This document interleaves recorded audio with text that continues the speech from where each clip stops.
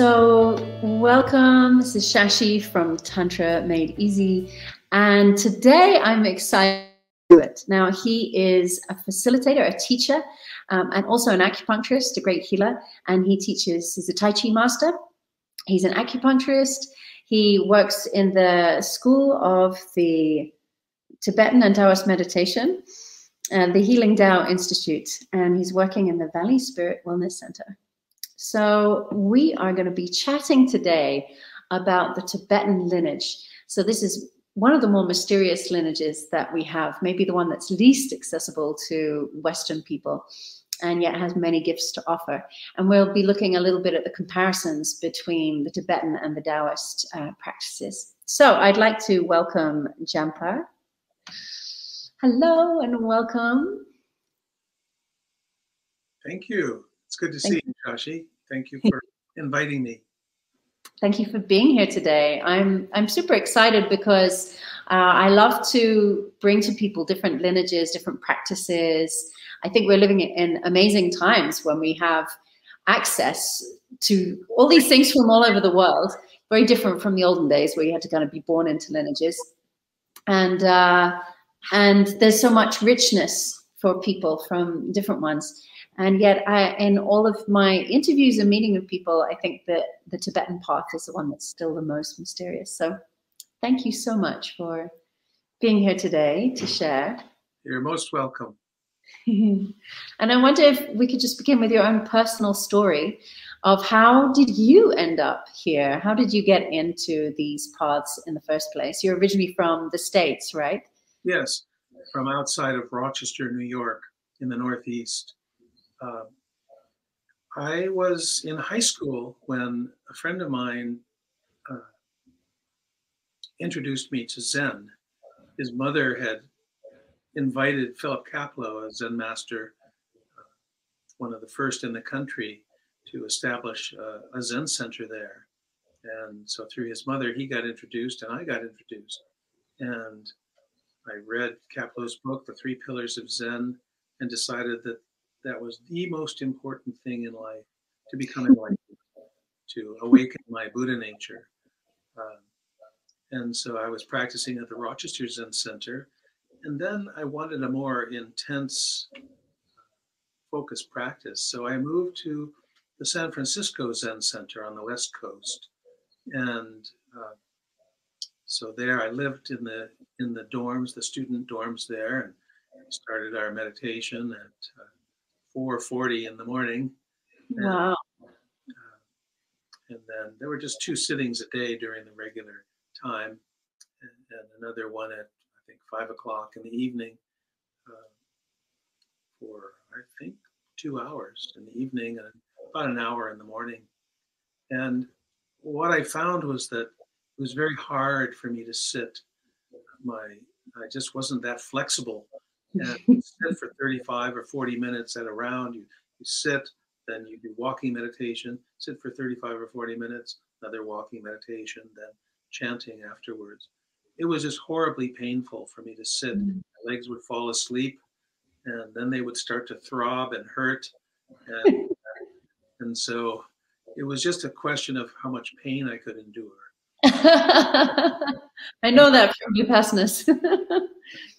It was very difficult. And while I was out there, one morning, one of my dorm mates got up and started doing Tai Chi in the room. Now, this was way back when dinosaurs ruled the earth. It was 1969, and I'd never heard of or seen Tai Chi before. And I said, "What is that you're doing?" And he said, "Well, it's a Chinese form of moving meditation and martial arts." He started describing it to me. He was studying with Cheng Man-ching in New York City. And then he said, "But there's a great Tai Chi master here in Chinatown, and we should go early some morning." So we got up even earlier, went to the first round of sitting, and then ran down to Chinatown and observed this 75-year-old Tai Chi master doing the most beautiful dance-like movements I'd ever seen. And I really wanted to learn that because I was told it's a moving meditation. It's based on the I Ching, the Chinese book of change. And during the movements, you go through all of the 64 hexagrams of the I Ching, that all the different processes of change within the laboratory of your own body. And it was amazing. And that you could do meditation while moving. Plus, it was a martial art. How cool.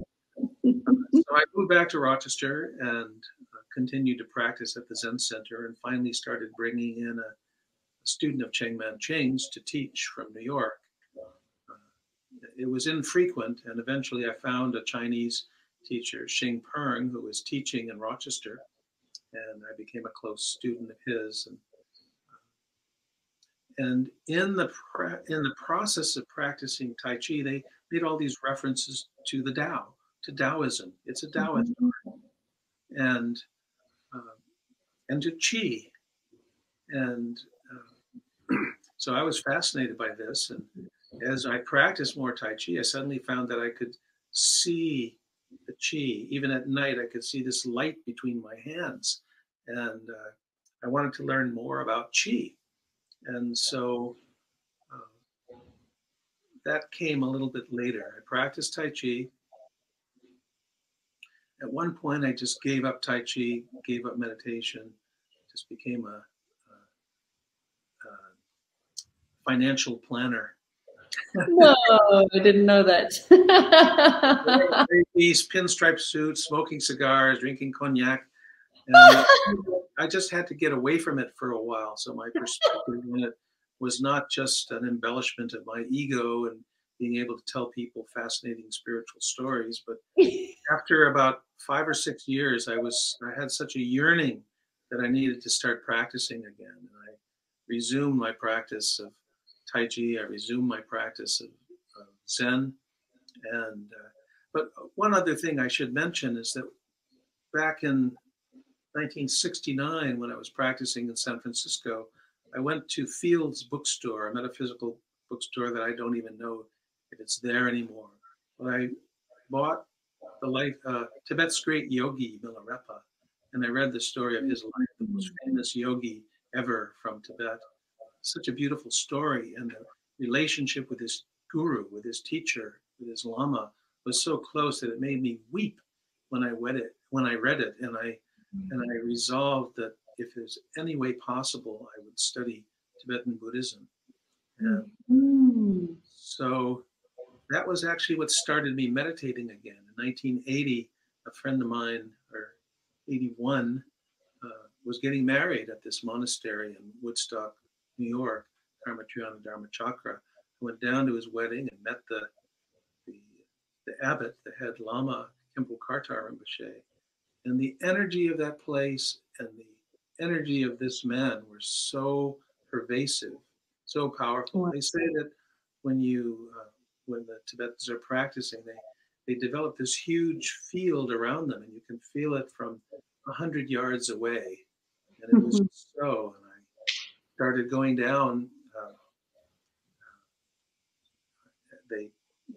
The translator taught me the basic Tibetan meditation, and I started doing that. And eventually, I had an interview with the abbot after a number of visits, and asked him if he would take me on as my teacher. And he said, "Yes, I'll be your teacher." And since the 60s, people talk about finding their guru. I must find my guru. I don't know who it is. But they say when the student is ready, the teacher appears. And I walked out of that interview.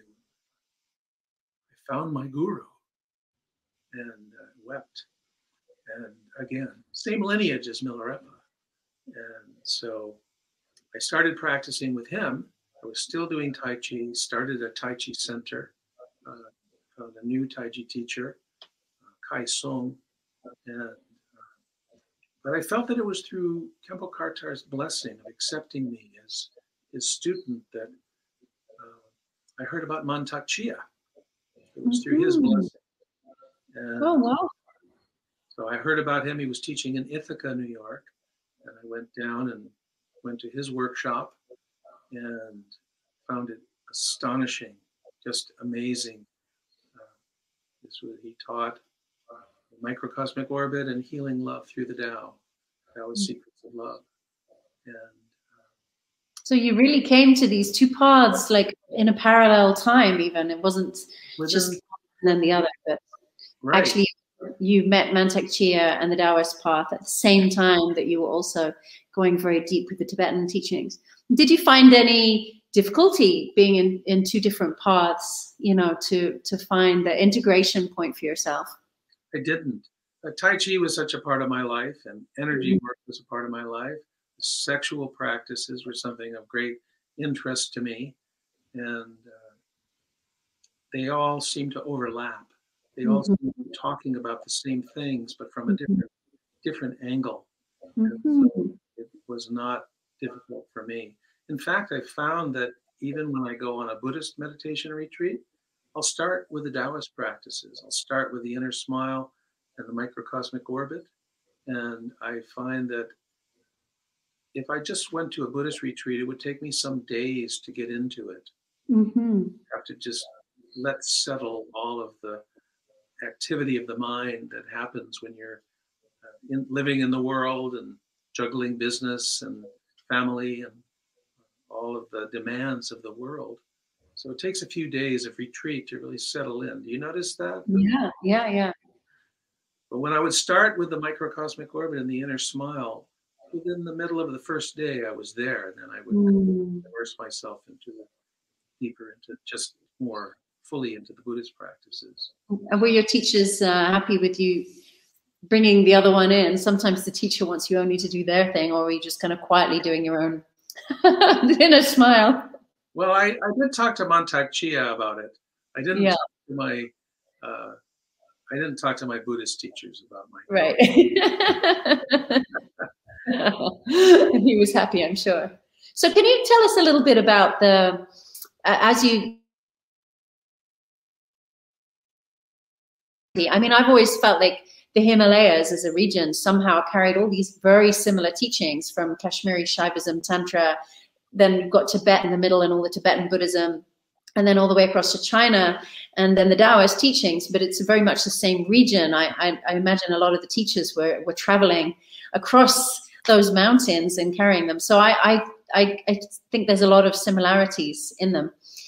So maybe you can tell us a little bit about these two paths, and especially around the sexual practices. So Mantak Chia really brought the secret sexual practices of Taoism out. He brought it to the Western world, and so many of us, like you and myself, have benefited from studying with him and then teaching to others.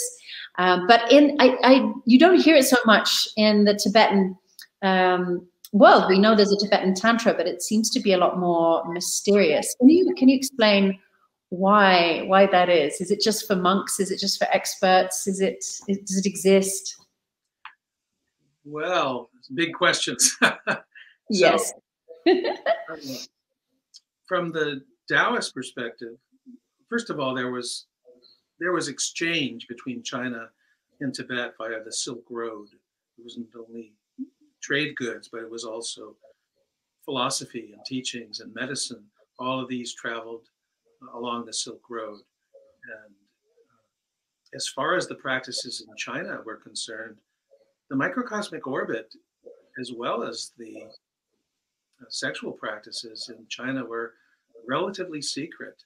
The indoor disciples, the ones who either were family members or very close students, after a number of years of study, would start to be able to learn these. It was the family members, the Taoist monks or hermits or priests would learn these practices, and then the very wealthy, the nobles, would buy these practices, But the rank and file people were illiterate. The rank and file people didn't know these. There were no books, no videos, no magazines, and these teachings were very secret. So Mantak Chia talked about it. It wasn't until the early 1900s that the microcosmic orbit was even taught openly. Why were they secret, Jampa? Do you know? Like now we have them everywhere, and there doesn't seem to be a lot of harm with that. So why do you think they were secret? Because knowledge is power. Working with energy is power. Working with sexual energy is even more power. more power. And so partly it had to do with the masters not wanting power to fall into the wrong hands, people who did not have the proper motivation and the proper ethics to do it, and partly because the teachers like to have the power themselves. They like to have the knowledge. I mean, they didn't always have the totally pure motivation.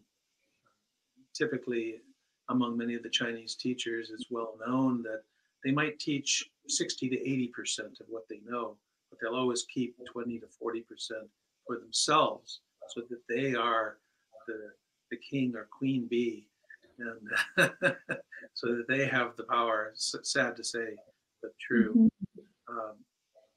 And so these energy teachings were first introduced from the Taoist perspective by a master, Yin Shitsu, I think was his name.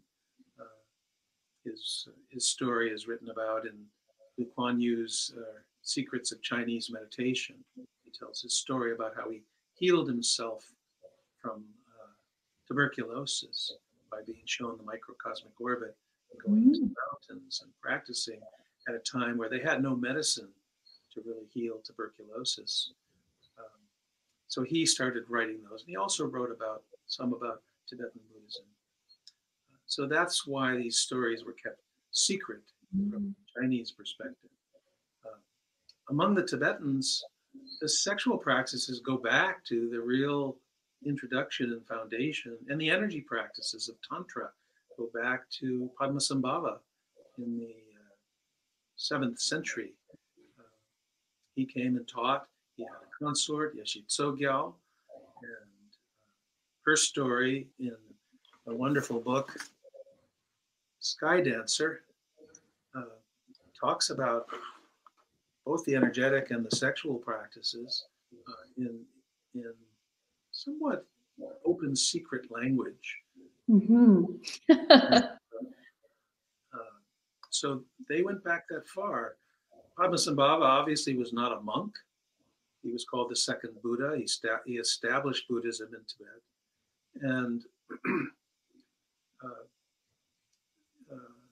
Shantarakshita and Atisha really reestablished the monastic tradition in Tibet about 300 or 400 years after Padmasambhava. And the majority, they always talked about the red robes and the white robes. So the red robe people were the monks and nuns, and the white robes were the Ngagpas, the yogis, the lay people, the tantrikas. Well, they all practiced Tantra, but Tantra, all of Tibetan Buddhist practice is Tantra, not just the sexual practices. So all of the meditations, outer, inner, and secret Tantras, all have to do with it's all Tantra, not just the sexual practices. So it has to do, as the word Tantra implies, it's a thread, it's a continuity. It has to do on a higher level with transforming the 5 poisons into the 5 wisdoms, transforming your negative emotions into wisdom. And so that's done just through the meditations as well as through the sexual practices. But the majority of Tibetan practitioners of Tantra are monks and nuns. And as a monk or a nun, you're celibate. In some of the lineage, they say that when you reach a point of being very advanced in your practice, where you've developed bodhicitta, or the mind of compassion. The relative bodhicitta is compassion for others, and making the decision, like Avalokiteshvara, the bodhisattva of compassion, student of Buddha's, who said, I will continue to be reborn until the last blade of grass becomes enlightened. So that bodhicitta means awakening. Bodhi is awakening. Citta is mind or heart. So a bodhisattva is awakening hero who takes those vows. And so you're just saying they were celibate. So what are the sexual practices to a celibate monk or a nun? Well, there's two possibilities. One is they will visualize a consort. They'll visualize a dakini. In some of the practices, the female visualizes herself as a female and visualizes a male deity, a Buddha or a teacher, Padmasambhava, or one of the other enlightened beings as their consort. And they do the practice with that visualization. So they're arousing themselves, but it's all done without an actual living consort. So there's the Jnana Mudra, or the wisdom seal, the wisdom consort. And then there's the Karma Mudra, which literally means the action seal. And that's where you have an actual consort. So for the monks and nuns, in many of the traditions, they'll just practice with a visualized consort. Mm-hmm. Whereas in some lineages, even for the monks and nuns, it's said either, I've heard different stories, either they temporarily give back their vows of celibacy so that they can practice with a partner, or the view is that you don't keep lower vows to prevent you from practicing the higher vows, the faster path to enlightenment. So even as a monk or nun, it would still be within keeping to practice with a consort. So mm-hmm. There's different views among the different lineages and different teachers of when you can practice.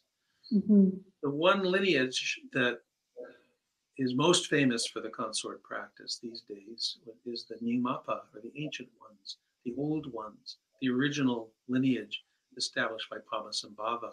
And there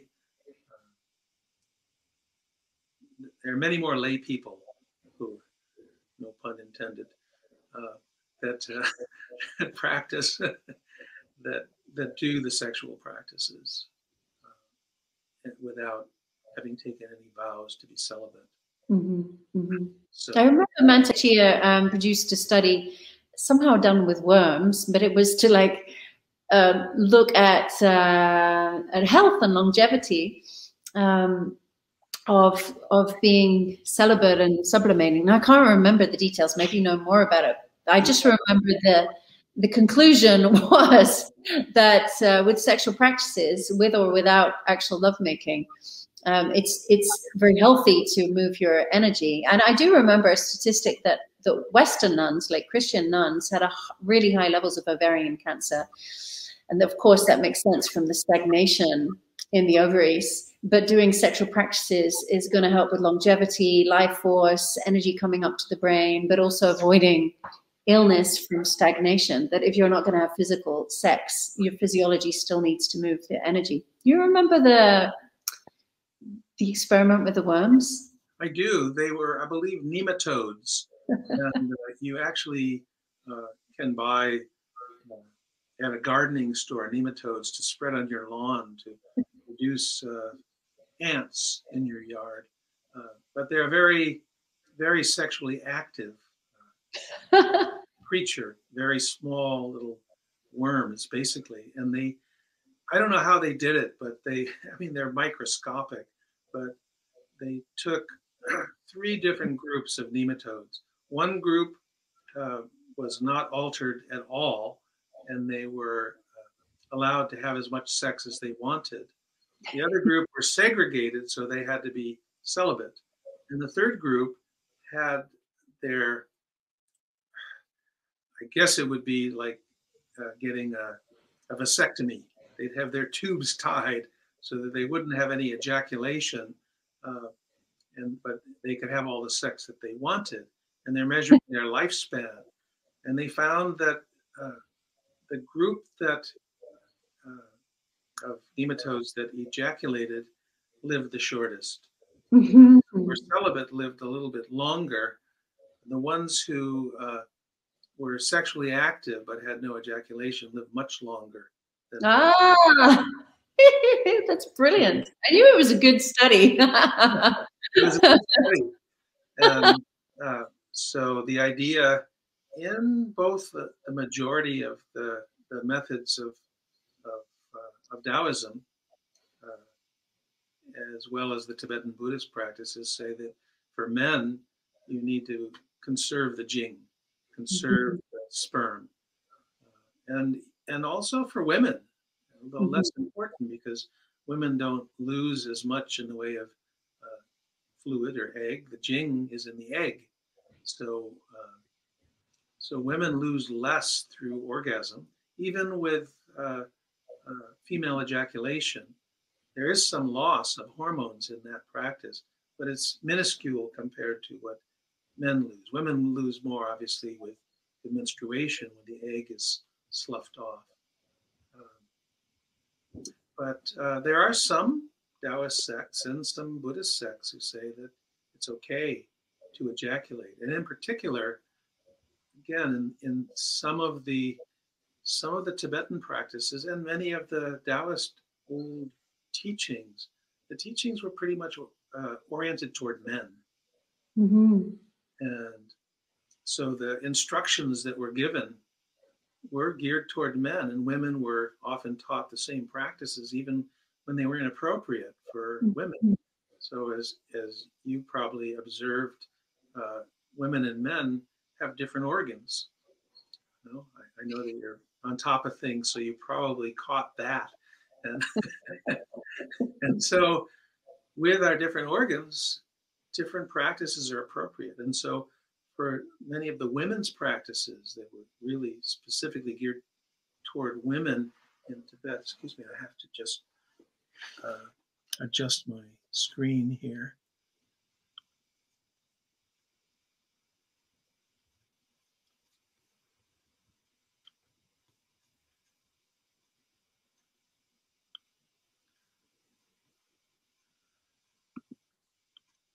There we go.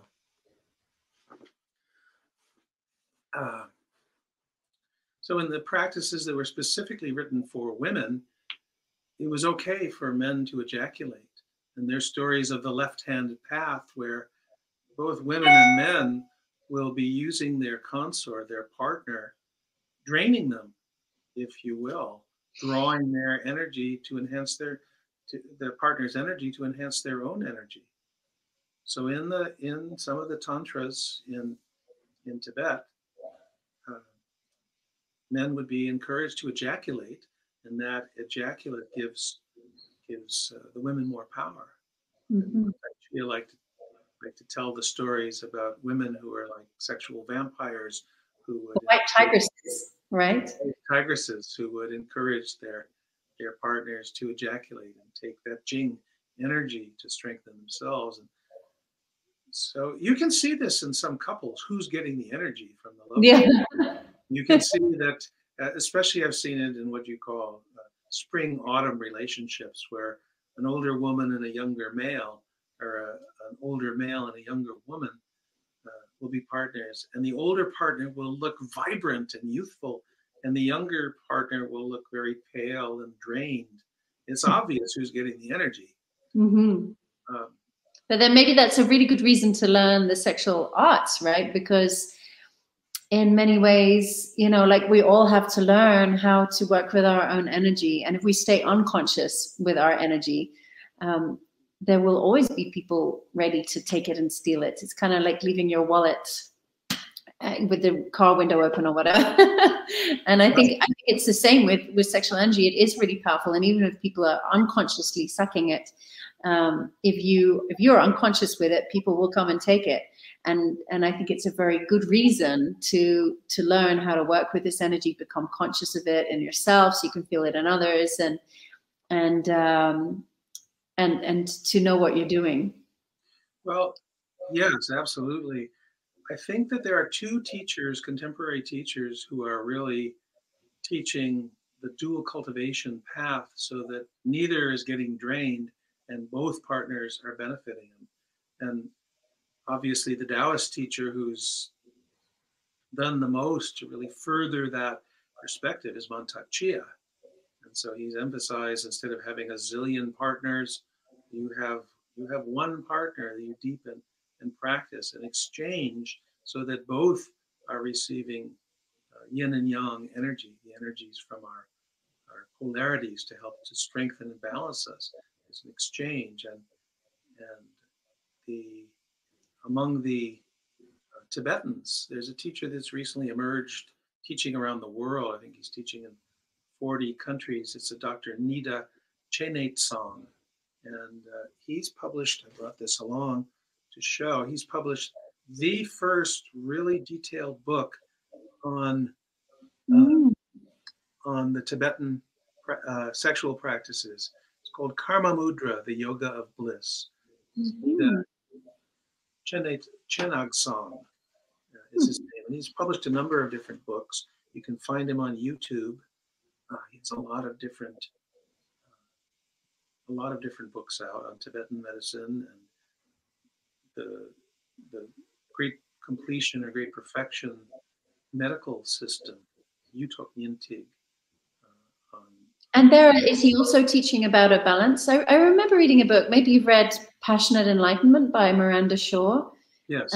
Yeah. So this book was quite an eye opener for me because she was retranslating a lot of the scriptures that were originally translated by British Victorian men, and actually finding that it wasn't just enlightened Buddhas with kind of, prostitute consorts, but actually many of the dakinis were really awakened women who were actually awakening the men they were with. So her translations kind of really turned some of the assumptions on their head, and found that the women were more awakened and more conscious than was assumed by the British Victorian translators of early days. So I'm curious if that book that you waved around, the practices there, are there practices for women and men, and are they different? How does it compare to the Taoist lineage? It's very, very similar. It's very similar, but also has some important differences. In the Taoist practice, Mantak Chia, through his books and through his teachings, starts with a course on healing love through the Tao, or Taoist secrets of love, cultivating male and female sexual energy. And so it comes off as just being a practice to, the way it's evolved as being a practice to have multiple orgasms and have much happier, greater sex life. And it's only really in the higher practices where we start to get into the true sacred sexuality. And so I like to describe the Taoist practices as having 3 different aspects that we teach. The first is for health, sexual practices for health.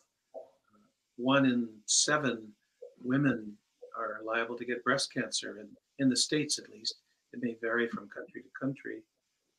Men, if they live long enough, will get testicular cancer, and ovarian cancer, uterine cancer, very prominent, not to mention menstrual difficulties that women have, menstrual cramps, infertility, for men, premature ejaculation, and erectile dysfunction.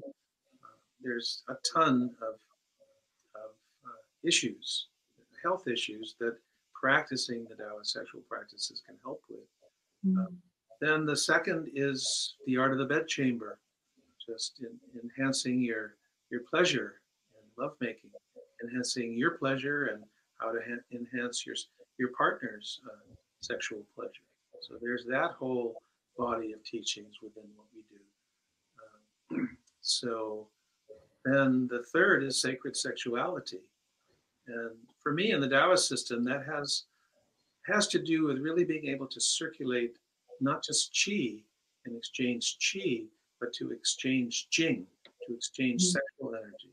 So sexual energy, as Mantak Chia has taught us, is multiplying energy. It's creative energy. Even in Napoleon Hill's book, Think and Grow Rich, he devotes quite a bit to talk about sexual energy. And this is our source of creative energy, and creative people have a lot of sexual energy. And so it's not that they're necessarily intentionally sublimating that, but it just happens. They're able to convert their sexual energy into form. So a woman can take that seed and give form to the being, to manifest it.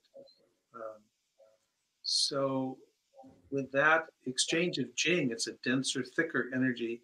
You circulate that energy. You do it. You practice by yourself, and the Tibetans do also a lot of self practice, solo practice, before really being able to practice with a partner. It takes time, as you know, to develop it. Mm-hmm. Then you can practice with a partner. So when you can exchange that Jing energy and circulate it through your microcosmic orbit, then your partner's orbit pathway, I say microcosmic, but just through those pathways, exchanging energy like an infinity symbol. It's the greatest bliss. It's the greatest intimacy, and the bliss is so strong, like it's beyond total body orgasm. Really, it's incredibly powerful. So to me, that's the beginning of sacred sexuality. But then it goes on through the practice, the working with Jing, working with sexual energy, working with the Jing means essence, working with that essence. Our DNA is our essence, and that's in the egg and the sperm. So it's our essence, essential human being. When you circulate that energy, it gives birth to that state of mind of awareness, greater wisdom. One of the aspects that the Tibetans emphasize is that one of the biggest problems of meditation is that our minds wander. Our mind goes off. It takes a long time to learn how to focus your mind in meditation, but with sexual arousal, definitely gets your attention. Right? That strong desire totally grabs your attention, so it becomes very powerful in focusing your mind. Mm-hmm. And of course, sexual pleasure is about the greatest pleasure in life, right? So, so when your mind can be focused and you're experiencing this great bliss, one thing that the Tibetans focus on that's a little bit different from many of the Taoists is that at that time, we have a tendency, when you're having pleasure, you have a tendency to want to grab onto it, want to hang on to it. I want it. So there's a great deal of almost passionate greed for that and attachment to that sexual pleasure. We become very attached to our lovers. We become very attached to sex. And the great English poet, artist, William Blake, had one of my favorite quotes with regard to this. He said, "He who binds to himself a joy does the winged life destroy. But he who kisses the joy as it flies lives in eternity's sunrise." So when you're experiencing pleasure, whether you try to hang on to it or not, it's going to pass. Mm-hmm. Let it go. So you just enjoy it without attachment, without clinging to it. And mm-hmm. at the same time, in that state of mind, if you're accustomed to doing higher level practice, you focus on your wisdom awareness. Wisdom doesn't have to do with having memorized the Proverbs in the Bible. It has to do with the wisdom of awareness that's beyond thought, our cognition, our awareness that's non-dual, is beyond self and other. And so the creative sexual energy will enhance that. So in the midst of that focus, in the midst of that great bliss, in the midst of that pleasure, just don't hang on to it. Don't hang on to self. Don't hang on to other. That's where your other meditations support you in that, in those practices. So when you exchange with a partner, you're balancing your yin and yang. You're giving birth to great bliss, and you're using your wisdom awareness. Yesterday, I was chatting with Margot Anand, and she said she wanted to share a koan with me, and it was at the peak of desire, remain desireless.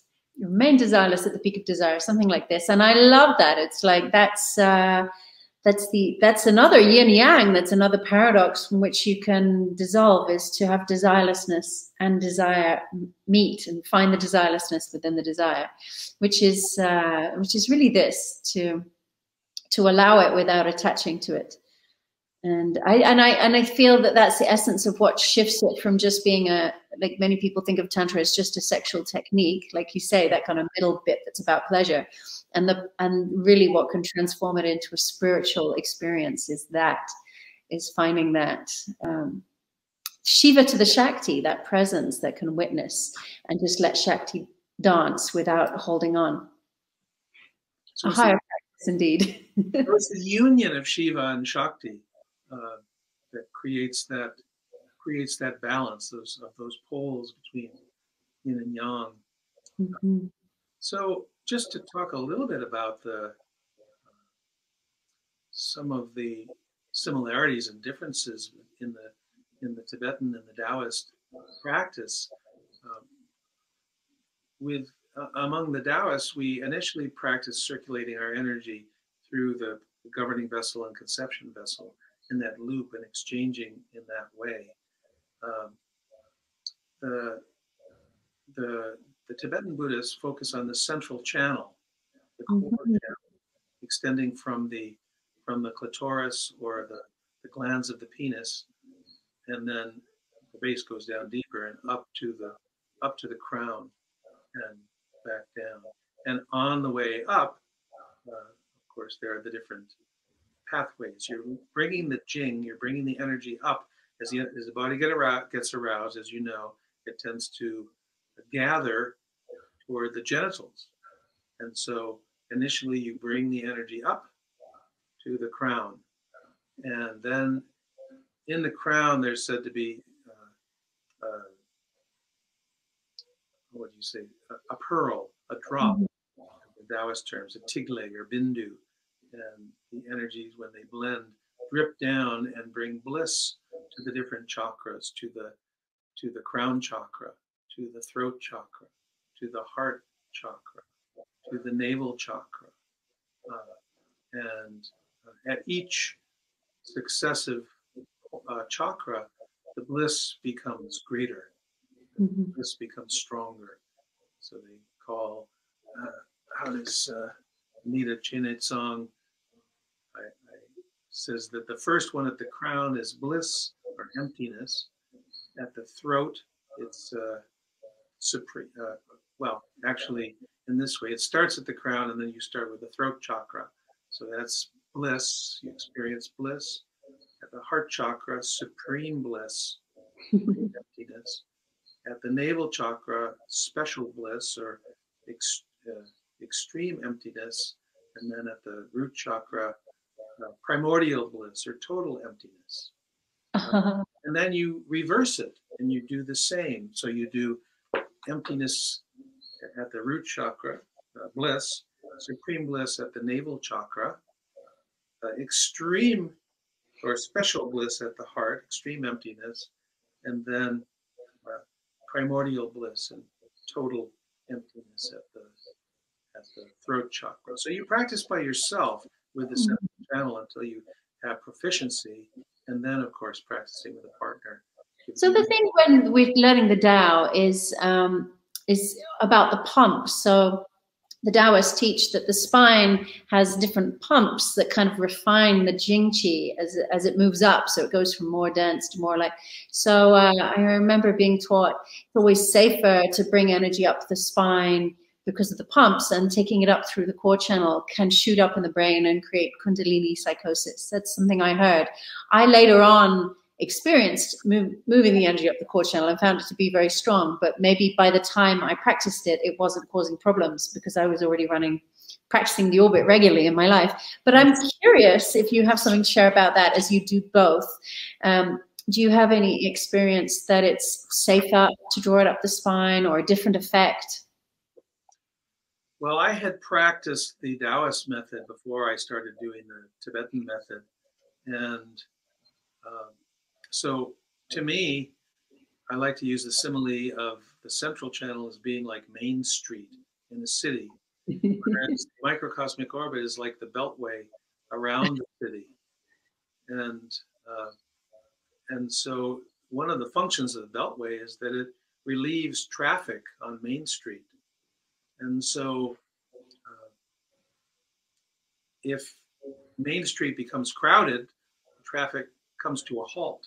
So suffice it to say, it's easier to get stuck, to have your energy get stuck somewhere along the way, get stuck in the crown, or to get stuck in the throat. If you don't have the Beltway open. I don't think the Tibetans have the microcosm. Actually, they do. They do talk about it in one system, but for the most part, they don't talk about the pathway of the governor and conception, governing and conception vessels. Maybe because there's so much meditation in the path, then there's a lot of purification through meditation. So maybe that also makes a difference. I notice for myself that when I have all the channels open and energy chooses where it goes for itself, I'm not so much guiding it. I notice when I'm with a partner and it's more on a personal level, like we're really having a personal connection, that my orbit runs and exchanges. But if we're doing more of a ritual and we're making prayer and we're offering our sexual energy up, it automatically tends to go up through the core channel. So I've just noticed that without trying to make that happen, of like, somehow like sex magic or offering energy up in a sublimation, a devotion, anything that's more ritualistic. It tends, so if I'm aiming more spiritual, it seems to go through my core channel. And if I'm aiming more personal, it seems to run through the orbit. So that's something I've noticed in my own practice and my own way of understanding it. But yeah, true to the teachings I received, I always initiate and work with the microcosmic orbit when I'm teaching people, because I know that that's such a safe way. And I know that Mantak Chia helped people who were overwhelmed by Kundalini by opening their orbit. But I love your explanation of getting the clearing that way, because I think that's a very important part too. In the Tibetan system, working with the core channel, the way of bringing the energy up is you do what's called the kumbhaka, or the vase breath. And so this is like the packing in the Taoist and Buddhist iron shirt qigong, where you're pressing down with the diaphragm, pulling up at the pelvic floor, pulling up the anus, the sexual center, the back, and creating pressure in the abdomen. And that also creates heat. So this sexual practice is based on the tumo, or the fierce woman, or the yoga of inner heat. And so that's that plus the mind and the intention, which should be fairly strong by the time one gets to that level of practice, that's what guides the energy up. It's not doing the small sit breathing or any other types of breathing other than that. It's just repeatedly doing the kumbhaka, the vase breath, to guide the energy up to the crown, and using your intention.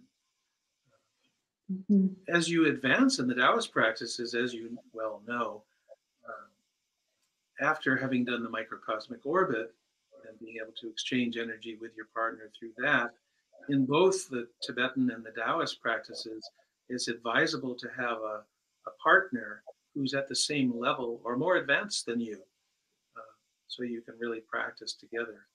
And so in that way, you both can do this practice. So one of the ways of exchanging energy, rather than just using your partner as being the source of great bliss, if you're using the microcosmic, if you're using the Tibetan system, is that you can guide your energy up the core channel to your heart, and then you can guide it back down and to the point of union with your partner, and then guide it up their central channel to their heart. So it's this one. It's going back and forth in that way, and that induces, because you're bringing it to your heart. In Healing Light of the Tao, Mantak Chia talks about the union of the heart and the genitals, the fire and water, the sexual energy and emotional energy, and how to unite those energies. So it gives birth not only to great love, but to a just a really vast and awesome state of awareness. Mm-hmm. The Tibetans focus a lot on the heart center. This is another difference, rather than focusing so much on the Dantian, which we do in the Tumo and in the sexual practice. Um, it's heart centered. Mm-hmm. Mm-hmm. Yeah, I noticed because I practice some tantric yoga and then the Taoist qigong that I've practiced with the heart center, and I tend to always do that even if I'm teaching qigong. Open the heart center first as a bridge between heaven and earth, and use the dantian for gathering in the end and building embodied consciousness. I like both so much. There's so much value to both as a center. That's beautiful. Well, I'd like to. I'm sorry, you wanted to say and something. I see that you have a tanka behind you and all these wonderful Tibetan things. Just one little question on Tibetan Tantra, which it seems very simple, but so big in the Tantra world, is the Yabyum. So this statue symbolizes so much of Tibetan Tantra, is the Buddha with the Dakini sitting in his lap, known as Yabyum. And I wonder if you could speak a little bit about that. It's a very well-known phrase in the Neo-Tantra world because people sit in this posture when they're doing meditations, often with the third eye touching. But as it's from that lineage, I wonder if you could speak just a little bit about it. You're talking about Yabyum, or the posture, or? Yeah. The posture is shown as a sitting posture for women and men to practice, and it's practiced largely because when you're sitting in meditation, you're sitting in that cross-legged posture. So certainly in Tibetan lovemaking, it's not the only posture in which you can practice. It's just one in particular that's shown, but it's very beautiful because you're like in missionary posture. You're joined heart to heart and also genitals to genital. In order to keep this the sexual practices secret, and the Tibetans are extremely secretive about this. In fact, just besides Miranda Shaw's Passionate Enlightenment and the details as presented in Dr. Nita Chenesang's Karma Mudra book, they never talk about it, and so they just stress the symbolic essence of it, which is the union of bliss and awareness, or the union of awareness and emptiness. So, so when they show the deities, they say the female represents emptiness, and the male is awareness. So it's awareness and emptiness, or clear light and emptiness and clear light. Clear light is appearance, basically. So appearance and emptiness is another way of describing it. Appearance and emptiness, awareness and emptiness. So it can be taken symbolically and then also literally practiced. And that's what's usually emphasized. That's what's usually emphasized. Well, yeah, I remember being in, where was I? Luang Prabang, and there was a beautiful little antique store, and had incredible statues, I guess because of the silk route and many things being carried. And just seeing these statues, and actually if you turn them upside down, you can see the Vajra and the Yoni connected, and that it's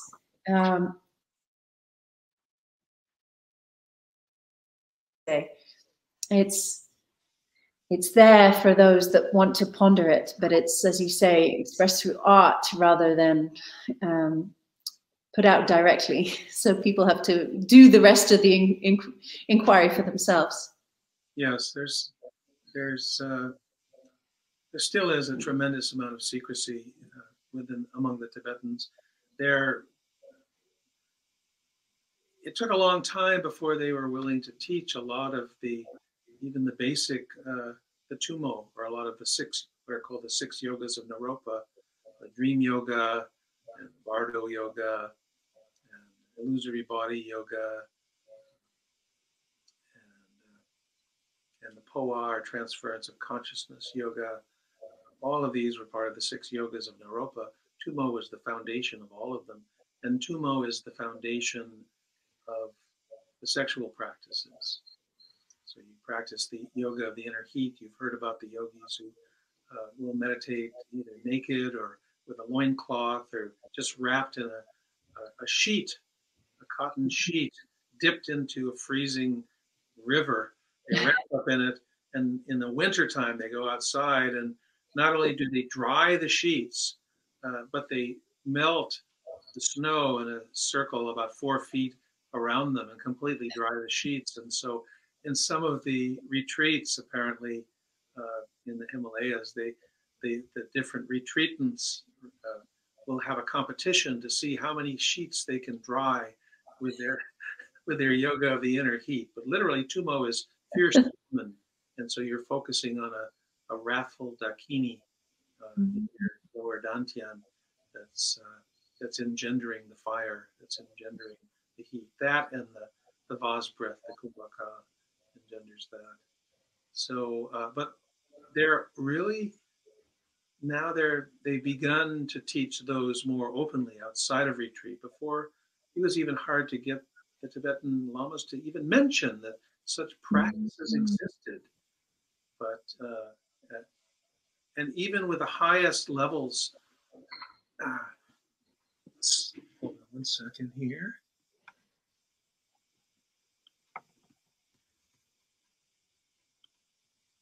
Even with the highest levels of meditation, they're teaching those now, but they're very, very, very secretive about the sexual practices. And why do you think that is? Because of misuse, like you said at the beginning, because of misuse of power, fear that people haven't developed enough, misunderstand what they're doing, or? I think there are different reasons. I think one reason is that somehow I think that the Tibetans have this idea that Westerners are sex obsessed. I don't know why they would say that, despite the fact that 90% of the internet is devoted to sex sites, from what I've heard. So they just want people to really focus on the basics, developing compassion, focusing on Tonglen, sending and receiving, exchanging yourself with others. They don't want people leaping into the sexual practices before they're qualified. That's one of the major reasons. I don't know if they're as secretive with their Tibetan students as they are with their Western students.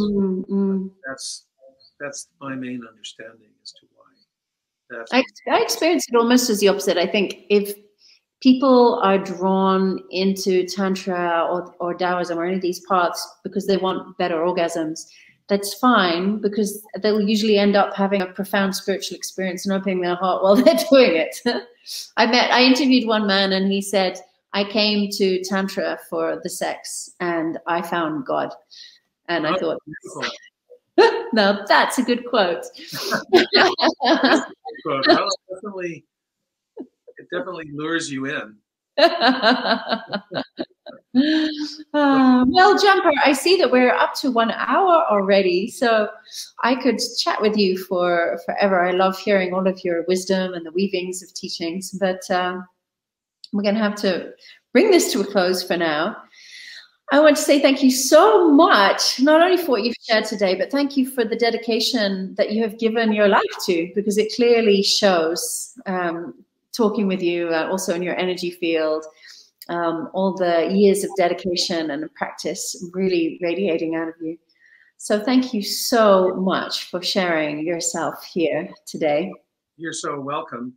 And even though you are across the ocean from me, I can feel your great, radiant, warm, loving heart from here. So I thank you so much for inviting me to talk with you about these wonderful, secret, powerful important subjects. It's really been a pleasure. Mm. I look forward to talking with you again. Thank you so much. You're welcome.